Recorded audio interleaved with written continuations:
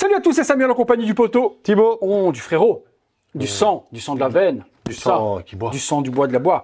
On se retrouve pour une vidéo. Alors, une statue qui a attendu en vidéo. Là, pour le moment, on va juste vous faire une vue d'ensemble de la statue, vous en parler rapidement. Vous aurez une review en ultra détail sur la chaîne lorsque je recevrai la statue. Mais on a l'occasion d'être aujourd'hui chez Derive Store et Purart a eu la gentillesse d'envoyer un produit. Le proto. Non, c'est produit produit d'usine. Il a la boîte, il a tout ce qu'il faut. Okay. Donc là, c'est vraiment le produit final que vous aurez chez vous. Donc on a eu cette exclusivité ici pour la soirée event qu'organise Derive Store. Je me suis dit, tiens, ça vaut la peine de pouvoir la montrer rapidos. Surtout qu'elle a fait énormément de débats. Bien sûr, énormément. Énormément de débats. Donc là, sur la tête. Je crois que les gens, surtout, ont bloqué sur la tête. Oui. Pas la statue en elle-même, parce que je m'attendais pas à ça. Non, parce qu'en plus, comme beaucoup, c'est le DLC préféré de toutes les personnes qui ont joué à The Witcher. Et ils étaient déçus de la tête. Vous allez voir après avec des focus, etc. Là, l'ayant devant les yeux, je ne partage pas du tout cet avis. Moi non plus. Et en plus, Purart avait dit avoir corrigé le visage. Il n'en est rien. En fait, ils ont amélioré, mais en plus, ils en ont fait un deuxième.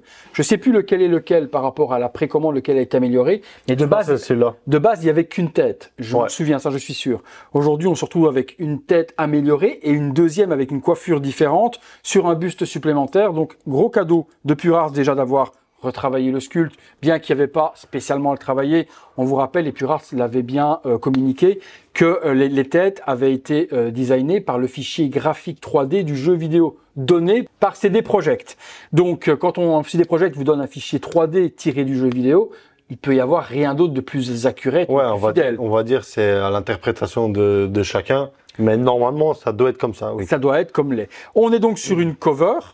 Ouais, cover d'une DLC. Du DLC. Je ne saurais plus dire le nom. Moi non plus, je suis pas fan du tout je suis pas joueur de The Witcher, donc vous nous direz vous dans les commentaires exactement le nom du titre. On t'attend, Cyrilla. Pour ton commentaire comme ça.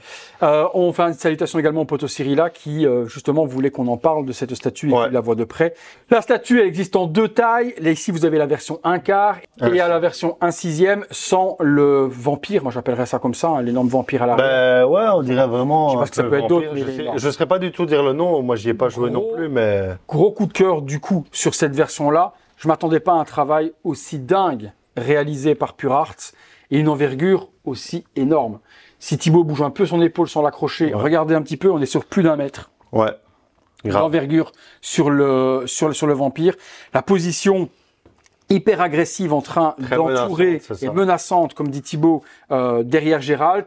Geralt passif. Certains diront il est passif or qu'il a un putain de vampire juste derrière lui.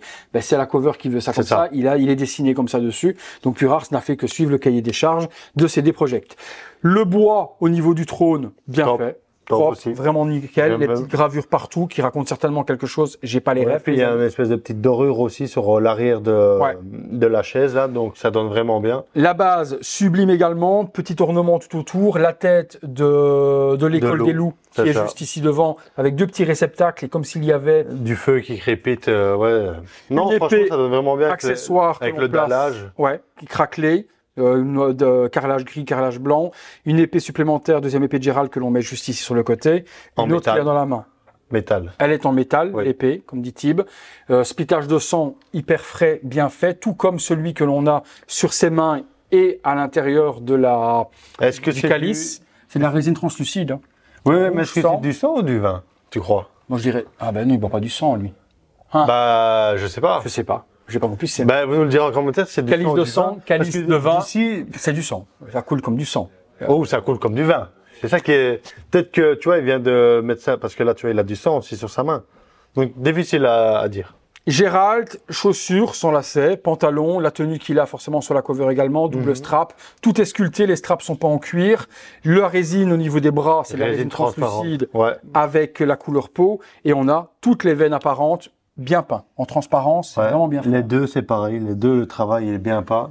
Tenue bien. fait par en dessous de la peau et pas par au-dessus avec un bête crayon vert. Donc non, c'est vraiment translucide. Vraiment très très beau. Très joli. Donc en métal, le petit médaillon.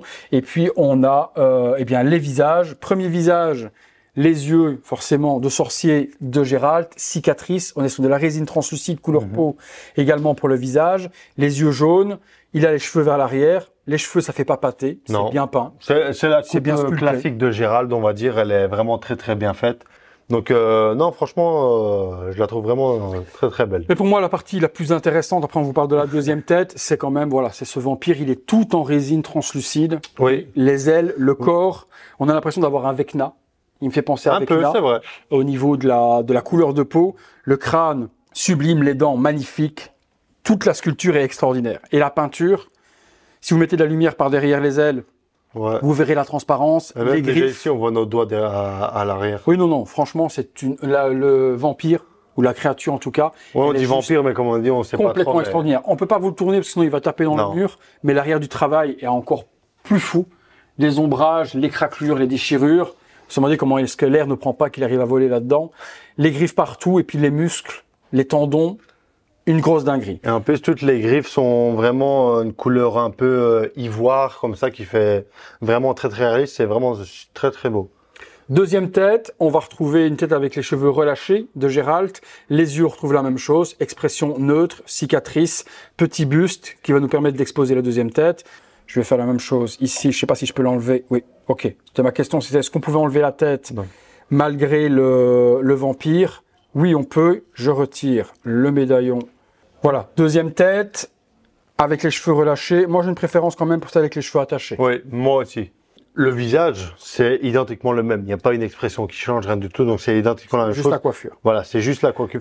Je suis content de la voir, content de vous la présenter également rapidos. Je vous dis, il y aura un montage, il y aura tout ce qu'il faut dans la review. Si je voulais déjà rassurer les personnes qui l'avaient acheté de la qualité. Persuader les gens de l'acheter aussi. Déjà rassurer ceux qui l'ont acheté, de la qualité que vous allez recevoir, et également ceux qui doutaient peut-être du visage, de la sculpture et de la bête et de la taille, puisque là vous l'avez enfin à côté de quelqu'un, peut-être de craquer et de se faire plaisir. Donc 2 éditions, 1 quart, 1 6. Si la statue vous intéresse, on vous met les liens dans la description de la vidéo. Vous aurez possibilité de la commander. C'est une statue qui est en expédition incessamment sous peu depuis la Chine. Donc je pense qu'au courant du mois de septembre, elle devrait arriver être disponible dans les boutiques et vous faire plaisir. Donc vous pouvez encore l'étaler en quelques mois si vous voulez vous faire plaisir, ou la payer comptant, ou la payer quand elle sortira. J'ai plus souvenir des tarifs de la 1.6. Celle-ci, elle a 2200 €. Ouais, 2130, je pense, un truc comme ça. C'est ça. Vous nous direz ce que vous en pensez, comme d'habitude dans les commentaires, votre avis, rassuré, pas rassuré, la tête c'est ça, c'est pas ça. Vous avez le droit de débattre du moment qu'on reste correct et poli dans les commentaires. Toute critique est bonne à prendre du moment qu'elle est fondée, constructive et détaillée. Merci à tous d'avoir suivi cette vidéo, merci Montib, merci Purart du coup d'avoir envoyé ça également à Florian, de Derive Store. Merci d'avoir envoyé ça chez Derive Store pour qu'on puisse vous la présenter en même temps.